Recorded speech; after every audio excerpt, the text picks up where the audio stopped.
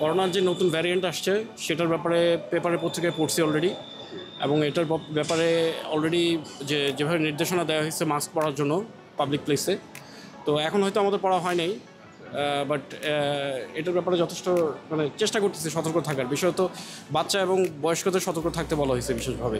এটা আসলে কাউকে বয়স মেনে এটা কাউকে ওই মান্যতা দেয় না, আসলে যে কোনো বয়সের মানুষের হতে পারে, এবং এখনও পর্যন্ত যেটা দেখা যাচ্ছে এটা কিন্তু আসলে যে কোনো বয়সী মানুষেরই হতে পারে। তাই বৃদ্ধ বা শিশু বা অন্তঃসত্ত্বা নারীরা বা যে কোনো ঝুঁকিপূর্ণ জনগোষ্ঠীর কথা আমরা যদি বলি, ব্যাপারটা কিন্তু তা না। যে কোনো মানুষই এতে এই ঝুঁকির মধ্যে আছেন, যে কোনো বয়সের মানুষ ঝুঁকির মধ্যে আছেন, যে কোনো পেশার মানুষ ঝুঁকির মধ্যে আছেন, এটা আমাদের মানতে হবে। করোনার যে দুটো ভ্যারিয়েন্ট বা ধরন এখন বাংলাদেশে বেশি ছড়াচ্ছে আসলে বলবো, বেশি বলাটা হয়তো ঠিক হবে না এই মুহূর্তে। সে দুটো আমরা জেনেছি যে আইসিডিডিআরবির যে 9টি হাসপাতালের পর্যবেক্ষণ আইসিডিডিআরবির কর্মীরা করেন, তারা এটা খুঁজে পেয়েছেন XFG এবং XFC।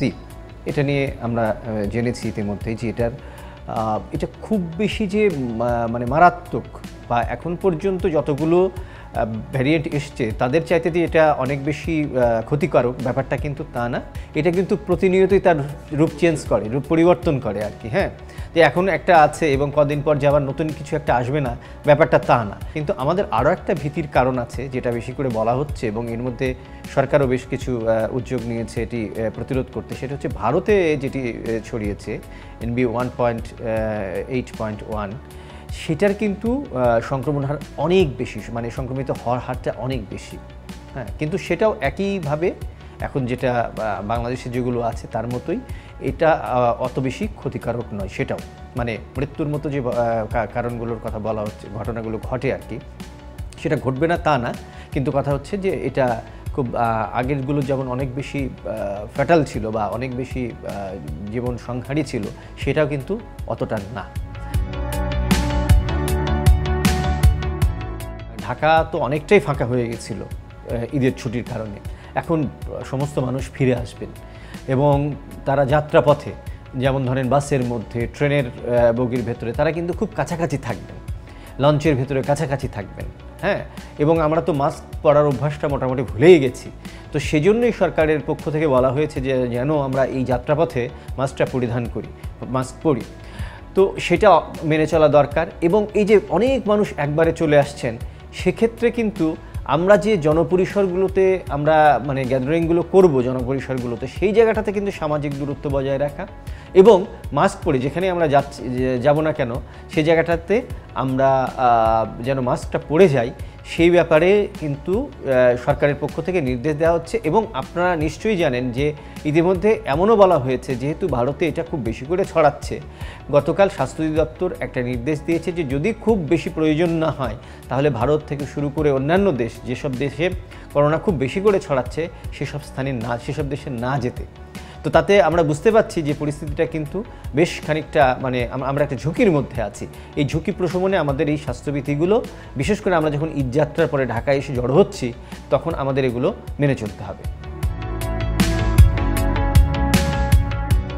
মেট্রো রেলে আপনারা জানেন, আমরা যারা চড়েছি একদম খুব কাছাকাছি যাত্রীরা থাকে কিন্তু। হ্যাঁ, সেক্ষেত্রে এখানে সংক্রমণ হওয়ার একটা সম্ভাব্য ক্ষেত্র, ভাইরাস ছড়ানোর একটা খুব কি বলবো যে খুব সুইটেবল একটা জায়গা আর কি এটা। সেজন্যই তারা খুব বলেছেন এটা করে। যেমন বাসে একটু হলেও দূরত্ব থাকে, মুখোমুখি লেগে থাকার ব্যাপারটা থাকে না আর কি, কিন্তু মেট্রো রেলের বিশেষ করে অফিস টাইমে আমরা তো দেখি যে একদম গাদাগাদি করে সবাই যায়।